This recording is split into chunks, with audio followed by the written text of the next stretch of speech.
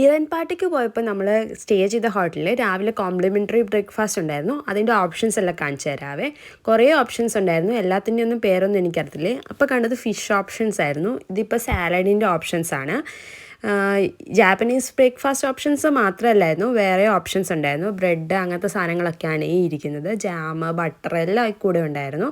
Sausage, പിന്നെ കുറേയൊക്കെ എങ്ങനെ കഴിക്കേണ്ടതെന്നൊന്നും എനിക്കറിയത്തില്ലായിരുന്നു.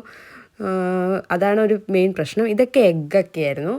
പിന്നെ പേരറിയാത്ത കുറേ സാധനങ്ങളും ഉണ്ടായിരുന്നു. ഇതൊക്കെ കൂടാതെ റൈസ് ഓപ്ഷനും വെച്ചിട്ടുണ്ടായിരുന്നു. പിന്നെ ഇത് കോഫി, ടീ അങ്ങനത്തെ ഒക്കെ ആയിരുന്നു. അതൊക്കെ നമുക്ക് ഇഷ്ടം പോലെ എടുക്കാമായിരുന്നു.